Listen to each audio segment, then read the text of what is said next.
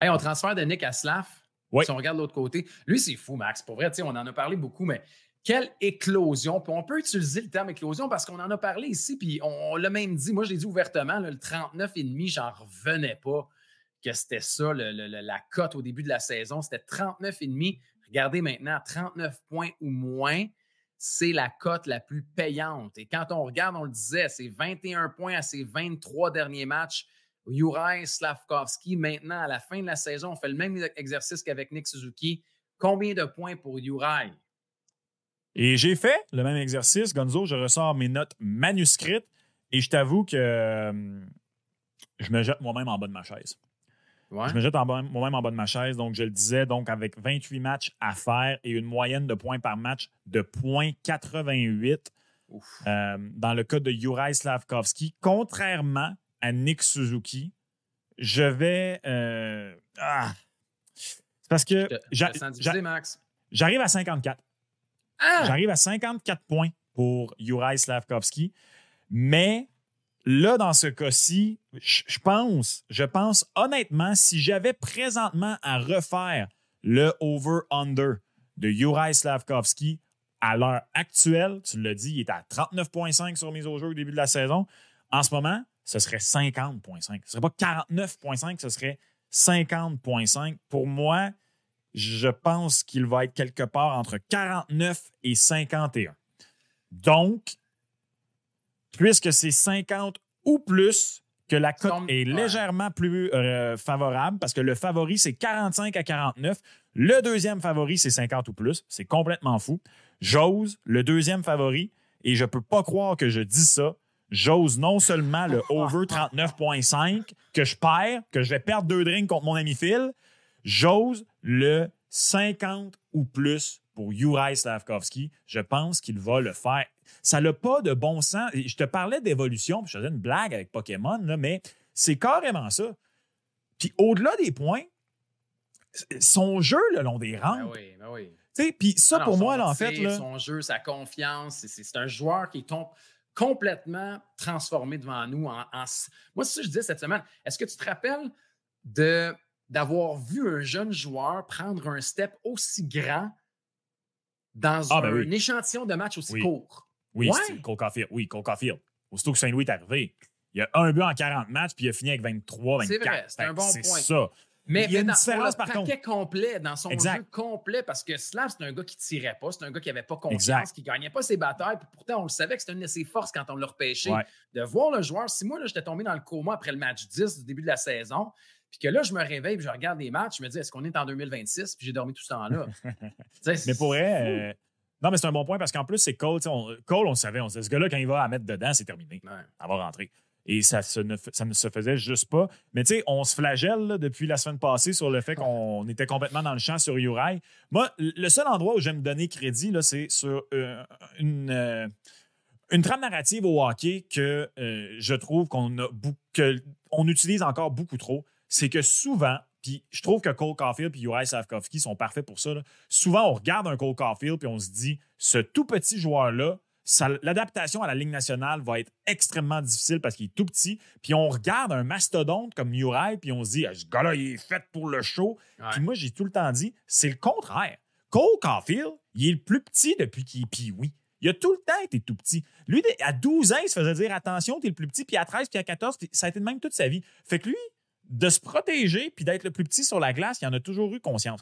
Un gars comme Juraj Slafkovský, le parallèle que je fais, c'est avec Aaron Ekblad. Je me souviens, Aaron Ekblad, tu sais, d'habitude, là, tu regardes en rétrospective les photos des années de repêchage des gars, puis comme, babyface. Aaron Ekblad, là, il avait pas mal déjà l'air d'un homme.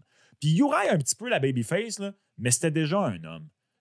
Physiquement, ce gars-là est un homme depuis beaucoup plus souvent que les autres. Il a la puberté pas mal plus tôt. Fait que lui, c'est le contraire. Partout où il jouait, il était plus gros que tout le monde. Il y avait cet avantage-là. Mais là, soudainement, là, quand tu vas dans le coin contre Aaron Ekblad, quand tu vas dans le coin contre Victor Edman, quand tu vas contre Ryan Reeves, même si, tant qu'à moi, il n'y a plus grand respect qui se donne pour Ryan Reeves, et avec raison, c'est plus la même chose. Puis l'an passé, c'était exactement ça. Il se faisait éclater partout, au centre de la glace. Il allait le long des rampes, puis là, soudainement, avec ce qu'il faisait en temps normal, c'était un gars aussi costaud que lui. Fait que il y a eu cet apprentissage-là à faire, puis là, il a l'air de l'avoir fait parce que pour moi, c'est là où il est le plus impressionnant présentement, c'est le long des rampes. Oui, puis comme je dis, c'était sa force initiale. Rappelle-toi son année de repêchage. Puis on pourrait même ajouter là-dessus pour faire un peu de chemin sur ce que tu dis, c'est que il y a la dimension de la glace aussi. Tu sais, le temps de réaction n'est pas le même. Lui, il a à s'adapter dans la Ligue nationale de hockey, quand n'importe qui est rappelé, qu'est-ce qu'on dit? L'exécution, le temps de réaction, c'est tellement rapide que tu n'en as pas de temps. Fait que lui, il était sur une surface qui était plus grande. Puis là, tu te retrouves avec des gars qui sont capables de te jeter à terre en plus. Fait qu'il y en a eu une période d'adaptation. Puis aussi, là, patience. Avec des kids de 18, 19, 20 ans, c'est pas tout le monde qui a la même courbe de développement, la même courbe d'apprentissage. Il y en a des fois qui vont faire des éclosions à 23, 24 ans. Je sais que c'est plus souvent des défenseurs ou des gardiens de but, mais c'est pas tous les attaquants qui vont débarquer dans le show parce qu'ils sont premiers ou cinquièmes au total, puis finalement, à 18, 19, ils vont faire 60, 70 points. T'sais, on les a sortis, les exemples, Max. Fait que, soyez patient. Vous avez été patient. Il y en a d'autres qui l'ont déjà traité de bust, puis de flop, puis ci, puis ça. Ben là, il vous le remet au visage, puis tant mieux. Puis on a tous eu nos doutes quand on l'a vu jouer. Maintenant, ça va bien. Espérons que c'est parti. Espérons qu'il continue à progresser. On le dit, on l'entend, là, c'est un gars qui aime ça, qui veut s'améliorer, qui passe du temps, qui travaille.